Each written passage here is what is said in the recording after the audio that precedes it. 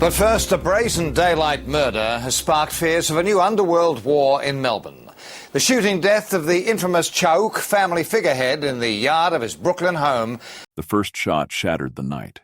Then came another and another. Inside the Brooklyn Street home, bullets ripped through the walls as a family dove for cover. A man is hit, drops where he stands, while the rest scramble to stay alive. This wasn't random. The house belongs to the Chaouk family, one of Melbourne's most feared underworld clans. And with that single burst of gunfire, a feud that had been simmering for years exploded into an all-out war, one that would drag police, bikers, and rival families into its orbit. Missed the button? Go ahead. Subscribe now so you don't forget later. But to understand how a single night of gunfire could spark a citywide war, we need to go back to where the Chaouk story began and to the man who built the empire that made them such a target. Makor Chaouk arrived in Australia in 1969, a young man fleeing a Lebanon already bleeding from conflict. He came with a wife, a family name, and the weight of a murdered father on his shoulders. They settled in Brooklyn, a quiet working-class suburb in Melbourne's west, a place that would one day become synonymous with gunfire, police raids, and fear. At first, the Chaouks looked like any other migrant family, trying to build a future far away from war. But Makor's future would not be quiet. In 1975, he faced his first assault charge, accused of attacking a man with a metal bar. From that moment, the line between survival and dominance blurred. By the early 1980s, Makor had been convicted of drug trafficking and, by 2000, served a 5-year sentence for heroin offenses. To the public, they were just another family. To police, they were becoming something else, a network.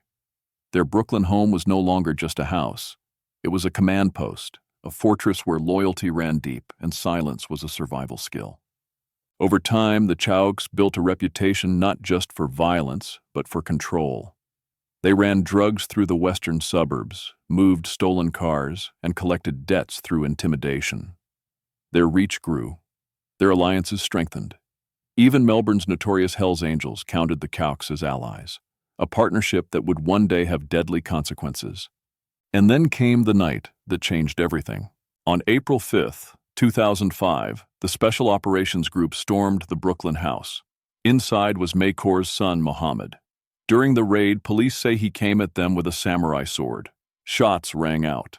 Mohammed was killed where he stood. What happened inside that house became a dividing line. To police, it was a justified response to a life-threatening attack. To the Chaouks, it was an execution, the first act in a war they hadn't asked for but would not walk away from. In the days that followed, threats were made against Victoria Police. Security at the St. Kilda Road crime squads was tightened. For the first time, the Chaouk name was on the front page, and the entire city now knew who they were. But the real storm was yet to come. In 2009, another name would be written into the story: the Hadaras. Once allies, the relationship between the two Lebanese families broke apart over what should have been something trivial: a wedding car. Words became threats. Threats became bullets. On a quiet night in Altona North, 28-year-old Mohammed Hadara was shot 5 times, twice to the head, 3 to the back. He died on his own doorstep. Police moved fast. Makor's nephew, Ahmed Hablas, was arrested and confessed to the killing. For a year, everyone believed the case was closed. But Hablas recanted. He named someone else as the shooter, and without enough evidence to convict, the case collapsed. The Hadara family grieved, the Chaouks closed ranks, and Melbourne braced for what everyone feared was coming next, because murders like that don't just disappear. They demand answers. They demand revenge. The feud escalated quickly. Threats were exchanged over the phone. Public altercations spilled into the open. One fight at Williamstown Beach ended with bullets flying the very next day. Makor Chaouk, one of Makor's sons, allegedly drove a BMW straight into the path of a car carrying a Hadara cousin and opened fire with a .22 caliber semi-automatic handgun. Miraculously, no one was killed. Within days, Makor was arrested with a loaded pistol. Police hit him with charges: attempted murder, drug trafficking, theft, By 2013, he would be acquitted of attempted murder but still sent to prison for recklessly endangering life. And while he sat behind bars, the streets didn't get quieter. June 2010. Another attack, another name added to the casualty list. This time, 18-year-old Sam Haddaras was shot in the face while sitting in a car. He survived, but the community was convinced this was Chaouk retaliation. Police descended on the Brooklyn home. Makor was arrested, along with his sons Wed and Omar. All three were eventually released or faced lesser charges, but the raids only deepened the family's paranoia. The Chaouks believed they were being hunted, by rivals, by police, maybe by both. And then, in August 2010, someone made sure their fear was justified. At 10:45 in the morning, a gunman crept to the back fence of the Brooklyn house, aimed through a hole, and shot Makor Chaouk dead in his own backyard. His wife and 3 grandchildren were inside the house when the shots were fired. Within hours, police arrested Ahmad Hadaras, patriarch of the rival clan. Makor's dying words reportedly named him as the killer, but just one day later, he was released. There was no evidence. If the Chaouks had been at war before, now it was personal. No one was ever charged for Makor's murder. The killing remains officially unsolved to this day. Was it revenge? Was it a setup? Or was someone else pulling the trigger from the shadows? The only thing Melbourne knew for certain was that the feud had now become something much darker, and the body count wasn't finished climbing. After the night the Chaouks were shot at, the pressure didn't ease. It escalated. Victoria police launched a full-scale assault on their Brooklyn stronghold. At dawn, tactical teams stormed the property, tearing through doors and walls. Inside, they found what they expected: guns, drugs, and wads of cash. It should have been the moment that cracked the case open. But when the dust cleared, no one in the Chaouk family said a word. Not to police, not to reporters, not even to neighbors. Silence became their weapon. For Task Force Echo, a specialized Victoria police unit created to dismantle Melbourne's organized crime networks, this was just the beginning. Surveillance trucks parked quietly down the street. Wiretaps were installed. Cameras captured every visitor, every car that rolled up to the house. The family's phones buzzed with static as police listened in around the clock. But here's where the story bends. Instead of folding under the pressure, the Chaouks closed ranks. They tightened their operations, cutting out loose ends and doubling down on loyalty. People who might talk were warned. Witnesses, police suspected, were intimidated into silence. Soon, the violence spilled out again. This time, not from police raids, but from the streets. The Hadaras family, already locked in a long-standing feud with the Chaouks, became the first target. A cousin was ambushed and shot at while driving through Melbourne's western suburbs. Days later, a Hadaras associate was beaten outside a club, the kind of attack designed not just to hurt, but to humiliate. Each strike sent a message. The Chaouks were still in control. Police watched the tit-for-tat unfold like a slow-motion war. They gathered evidence, built case files, and waited for a break that might finally hold up in court. But proving who pulled the trigger, who made the call, was nearly impossible. No one on the street wanted to be the one to testify.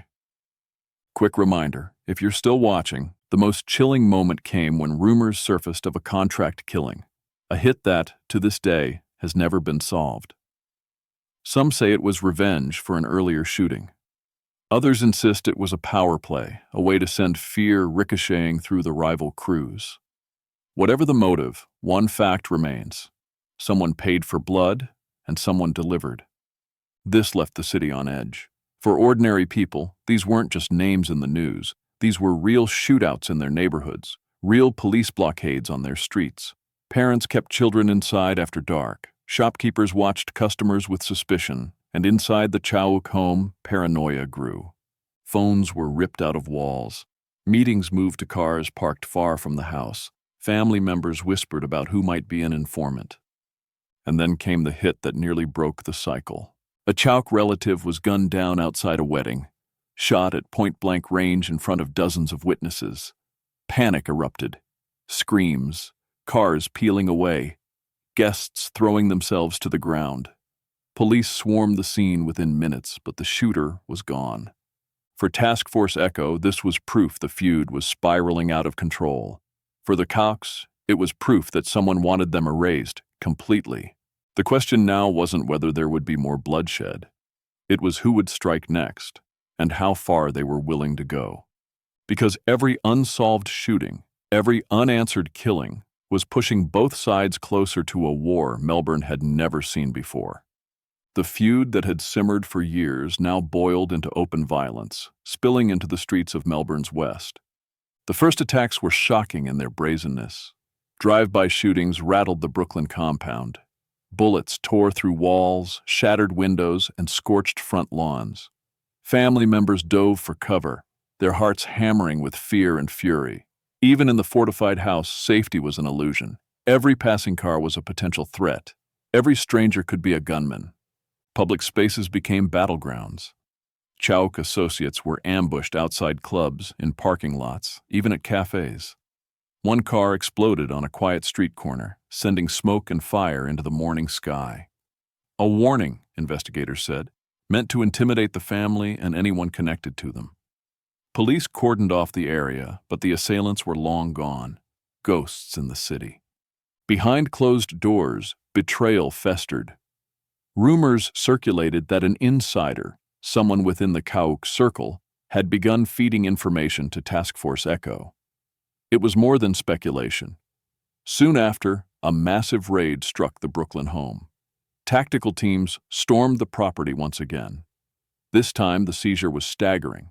Shotguns, semi-automatic pistols, bulletproof vests, and kilos of narcotics.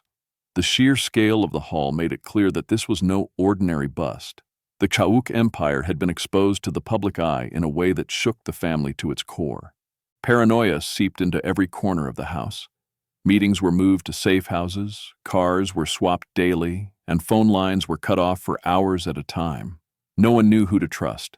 Cousins, brothers, even lifelong friends looked over their shoulders. Every whisper was analyzed, every absence noticed. The fortress had become a prison built from fear. Outside, the Haddaras family seized on the chaos. They hit the Chaouk's allies in rapid succession, targeting vehicles and small businesses. Tit-for-tat shootings became a pattern. Police struggled to keep up with a war that seemed to erupt spontaneously, a sequence of calculated strikes and reckless retribution. But the greatest threat wasn't only from rivals. Within the Chaouk family, tension spiraled.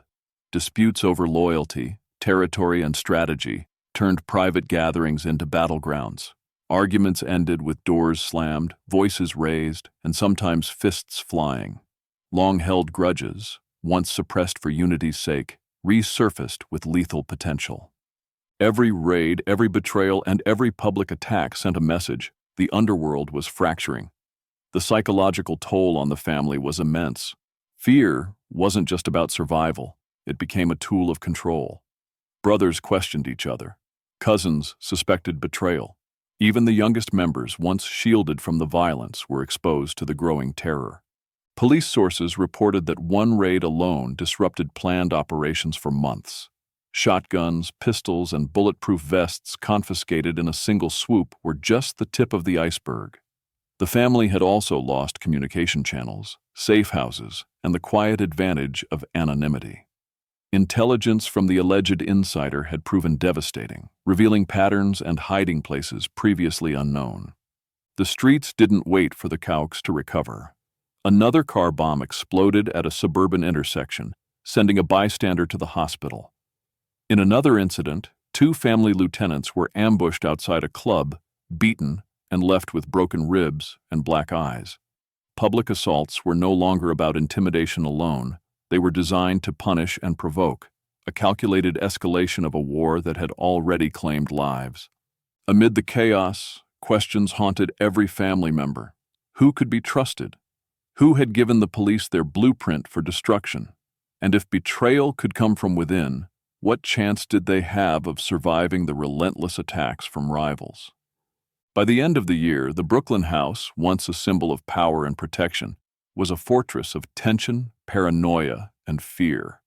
Family members moved with caution. Allies became scarce, and every sound outside was analyzed as a potential threat.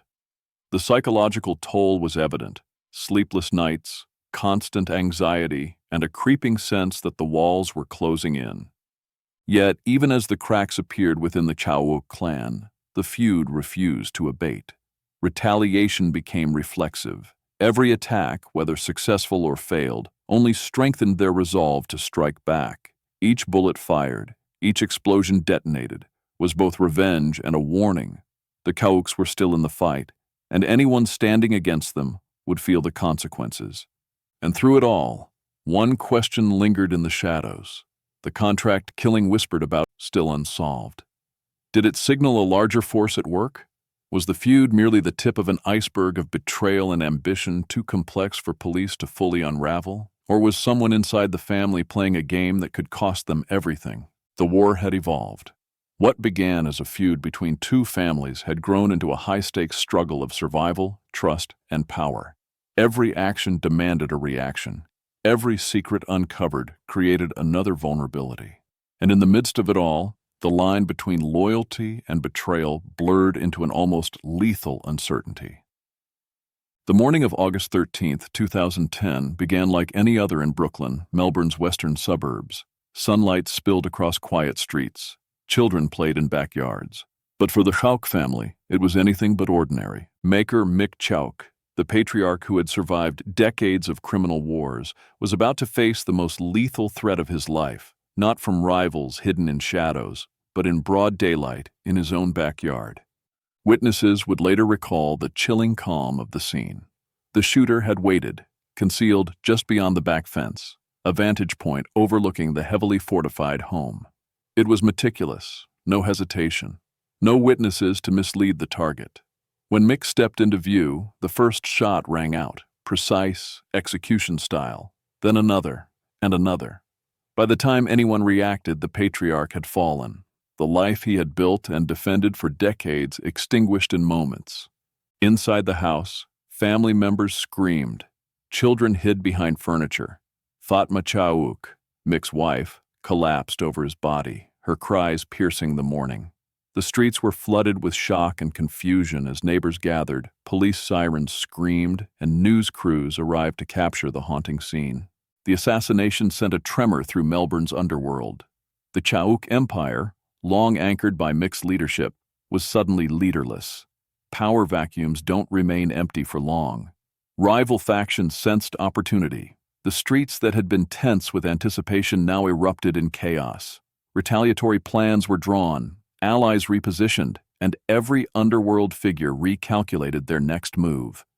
Victoria Police moved with urgency. Task Force Echo and multiple specialized units descended on Brooklyn in a wave of raids and mass arrests. Homes were stormed, vehicles impounded, firearms seized. The underworld felt the pressure in real time. Business slowed, alliances wavered, and paranoia surged. Every move was scrutinized. Every step outside the house became a potential death sentence. Yet even in the chaos, the Chaouk family continued to operate, albeit fractured. Brothers, cousins, and trusted lieutenants stepped into leadership roles, trying to stabilize operations, maintain control over the drug trade, and protect the remaining family members. But the loss of Mick, the man who had once been untouchable, was felt in every decision, every misstep, and every argument behind closed doors. For Melbourne, it was a watershed moment. The assassination of a crime patriarch in broad daylight wasn't just a violent act. It was a message. It reverberated beyond Brooklyn, sending fear through rival families, warning law enforcement that the streets belonged to those willing to strike first, and reshaping the power dynamics of the city's criminal landscape. The public impact was immediate. Media outlets splashed images of Mick's covered body, the chaos of police activity, and grieving family members across their front pages. Conversations on street corners and in suburban cafes carried the whispers of who might be next. Parents shielded their children. Workers glanced nervously at parked cars. The city was reminded, in the harshest way, that no one, not even a figure as established as Makor Chaouk, was untouchable. In the underworld, the hit catalyzed a wave of strategic realignments. Allies reconsidered loyalty. Rivals prepared for further strikes. The assassination created a vacuum so profound that it reshaped the balance of power overnight. Even the Hells Angels, long aligned with the Chaouks, watched cautiously from the periphery, unsure whether to intervene or retreat. And while the streets trembled and police intensified operations, the unanswered questions lingered. Who orchestrated the hit? Was it a rival family seeking ultimate revenge? Or was it someone from inside the Chaouk Empire, leveraging the chaos for personal gain? Did the killer act alone, or as part of a wider conspiracy designed to fracture the family permanently? The truth, like so much in Melbourne's underworld, remained elusive. Investigators combed through forensic evidence, interviewed potential witnesses, and pursued every lead. But the hit had been executed with calculated precision. The backyard, the fence, the angle of the shots, all pointed to planning and professionalism. It was a warning that even the most fortified homes, the most loyal circles, and the most feared names were vulnerable. And yet, amidst the fear and confusion, the Chaouk name endured. Operations continued. Leadership adapted. Survival instincts sharpened. The family that had once thrived under mixed rule now relied on cunning, alliances, and an instinct honed by decades of violence. The assassination of Makor Chaouk wasn't just a climax in a feud. It was the turning point of an entire criminal dynasty. It sent shockwaves through Melbourne, altered the balance of power, and left the city's underworld on edge, anticipating the next strike. You're still here? Do what you meant to do earlier. Subscribe. As the sun set over Brooklyn that day, one thing was clear. The war was far from over. In the shadows, someone was watching, waiting, and preparing for the next move. A move that could define the future of the Chaouk family for years to come. After years of bloodshed, Melbourne's underworld began to show signs of fatigue, but only just. The Chaouk family, once seemingly untouchable, faced the full weight of law enforcement for the first time. At the center of it all was Ali Chaouk, Mick's son and a key player in the feud with the Hadaras. For nearly a decade, Ali had evaded lasting consequences. He had lived a life defined by violence, drug trafficking, brutal assaults, and ultimately the murder of Ahmed Haddaras in 2009. Witnesses had feared him, rivals had respected him, and police had hunted him with growing frustration. But justice finally caught up. Years of meticulous investigation, witness testimony, and advances in forensic technology converged to form a case strong enough to hold in court. Ali was convicted, bringing legal closure to the murder that had ignited a decade of retaliatory violence. The courtroom became a theater of reckoning. Prosecutors outlined a trail of relentless crime, from premeditated assaults to cold-blooded killings. Ali maintained his innocence to the end, insisting that the verdict was a miscarriage of justice, but the jury saw a pattern too clear to ignore. He received a maximum 24-year sentence, with 18 years before parole eligibility, a lifetime shaped by his violent upbringing and hardened by decades of crime. Yet Ali was not the only family member to face consequences. Police investigations and targeted raids by Task Force Echo continued to dismantle the Chaouk network. Weapons, drugs, and cash were seized. Cousins and lieutenants, once trusted enforcers, were jailed for firearms offenses, violent assaults, and drug trafficking. The empire had been fractured, its resources depleted, its operations slowed to a crawl. Despite these victories, the feud itself could not be entirely extinguished. The Hadaras, weakened but unbroken, remained a presence in Melbourne's western suburbs. Small-scale attacks continued. Intimidation, shootings, and confrontations, serving as reminders that even the strongest legal victories could not erase years of entrenched animosity. The underworld was a fractured mirror, each side crippled but neither completely destroyed. Inside the Chaouk family, the effects were devastating. Paranoia persisted. Relationships once bound by loyalty were tested to the limits. Younger members, exposed to violence from an early age, found themselves drawn into courtrooms rather than criminal enterprises, forced to navigate a world of confinement and oversight. Even as operations slowed, the psychological scars remained, a constant reminder that blood had consequences far beyond the immediate loss of life. Police credited Task Force Echo with crippling the family's operations. Yet the work had come at a cost. Investigators had poured years into surveillance, raids, and undercover operations, often running into dead ends, false confessions, and the unpredictable loyalty of informants. Each breakthrough revealed just how deep and complex the web of alliances and vendettas had become. Even now, with key figures behind bars, the Chaouk name still carried weight, whispered on streets and remembered in court files. The city began to breathe a little easier. Violence had slowed, though the threat never fully disappeared. Melbourne's underworld had been tempered, not erased. Communities in the West watched cautiously, aware that peace could shatter at the first spark of revenge.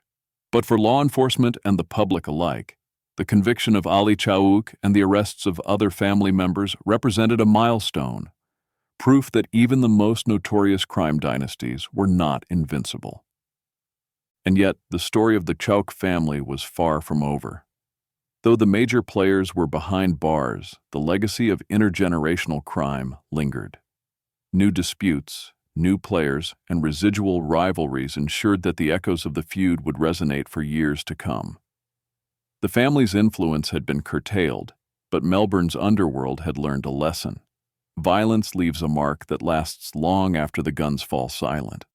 In the end, the collapse of the Chaouk Empire illustrated a truth as old as organized crime itself. No dynasty survives intact when ambition, betrayal, and revenge collide. The family had been brought low by law enforcement, internal fractures, and relentless feuds. But their story remained a warning, a narrative of power, fear, and loyalty tested under fire. The feud had been slowed, the operations weakened, and justice served in measured doses. But in the shadows of Melbourne, whispers of the Chaouk name persisted. The streets had seen blood, and they remembered.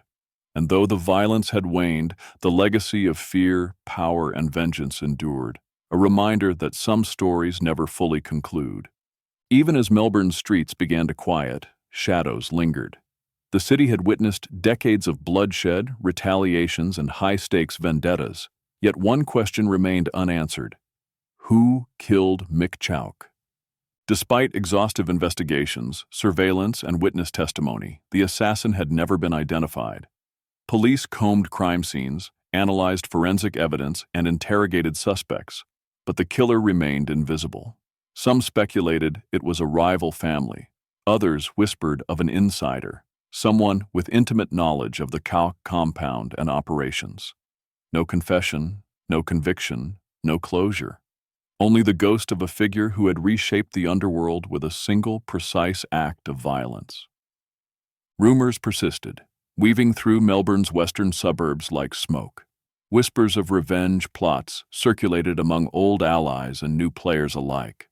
Did the Hadaras seek one final strike to reclaim dominance? Or were rogue associates within the Chaouk circle planning to reclaim power by violent means? These murmurs kept police and underworld figures alike alert, aware that even a year of calm did not guarantee safety. The Chaouk family itself was fractured, but not broken. Key members were incarcerated, some permanently removed from the streets. Yet the remaining relatives moved carefully, maintaining influence in subtle ways. They avoided public exposure, reinforced security, and watched for signs of threat. Every phone call, every visitor, every unexpected knock at the door was scrutinized. Loyalty and betrayal remained intertwined, and trust was a commodity in short supply. Even as the feud with the Hadaras cooled, the legacy of the family's criminal operations lingered. Their name was etched into court records, police files, and underworld lore. New figures emerged, influenced by the Chaouks' reputation, ready to take cues from old conflicts and escalate disputes in unforeseen ways. Melbourne's criminal ecosystem had shifted, but it had not healed. For law enforcement, the story was both a victory and a frustration. Operations had crippled the family's capacity for large-scale violence, arrests had been made, and Ali Chaouk had been convicted. Yet the memory of Mak's murder, the unanswered questions, and the persistence of rumor meant the city's peace was tentative at best.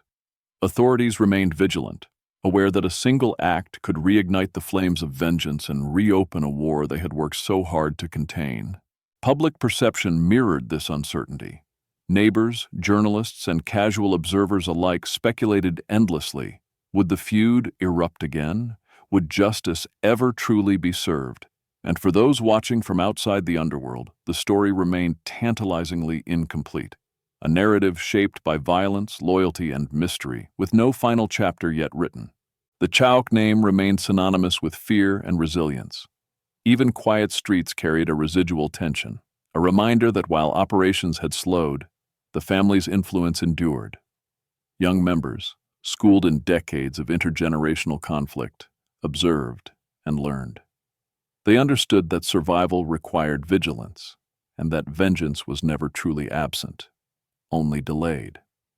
And so the story loops back to the question that has haunted Melbourne for years. Who fired the bullets that killed Makor Chaouk? And will the city ever see the end of the cycles of violence he ignited? For the Chaouks, the war might be quiet, but it's never over.